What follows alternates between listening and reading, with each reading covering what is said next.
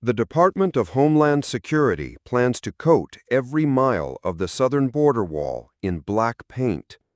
At a news conference in Santa Teresa, New Mexico, DHS Secretary Kristi Noem said the order came at the specific request of President Donald Trump. She delivered the announcement while standing beside a freshly painted section of the steel barrier, underlining the administration's commitment to finish and fortify the structure. Why black? The main idea is heat. A dark surface absorbs far more sunlight than a lighter one. In desert conditions, that turns the metal skin of the wall into a scorching plate, discouraging climbers from grabbing on. Border Patrol Chief Mike Banks added that the paint doubles as a protective sealant, slowing rust and corrosion, so the wall lasts longer without costly repairs. The repainting effort folds into a broader second-term border strategy. Construction crews, Noem said, are now adding roughly half a mile of new barrier each day. Simultaneously, the department is expanding surveillance cameras, ground sensors, and what Noem called waterborne infrastructure to block river crossings. The administration also points to the wall's physical specs, its height, its buried foundation, as layered deterrents intended to make crossing over, under, or through increasingly difficult. Money for the project comes from the One Big Beautiful Bill Act, which set aside about $46 billion for 700 miles of primary wall. What it will cost to paint the full span, however, remains a question mark. DHS officials say bidding is still underway, so they will not release figures. Government estimates prepared in 2020, when the black paint concept first surfaced, pegged the added price tag at least $500 million.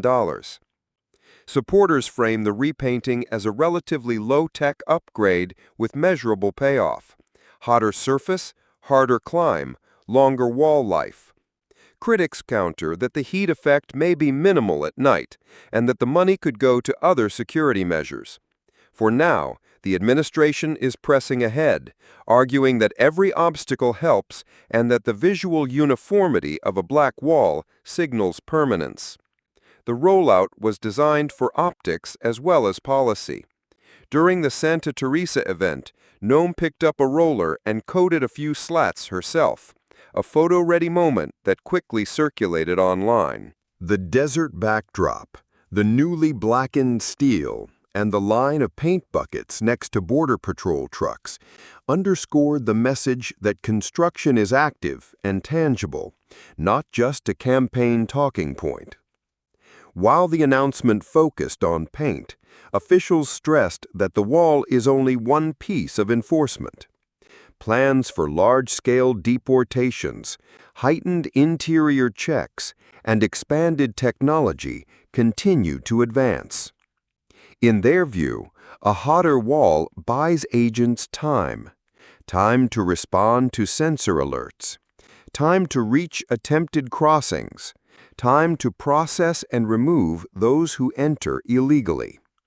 Next steps include awarding the painting contract, staging crews along remote stretches, and coordinating work so it doesn't slow ongoing construction. Once a section is completed, maintenance teams will monitor how the black coating holds up under extreme temperatures, driving sand, and flash floods common along the border. In short, the administration is betting that a coat of black paint delivers 3 wins at once: a deterrent to climbers, a shield against rust, and a vivid visual statement of resolve. Whether it delivers on all 3 fronts will become clear only after hundreds of miles of steel turn from gray to jet black and the summer sun goes to work.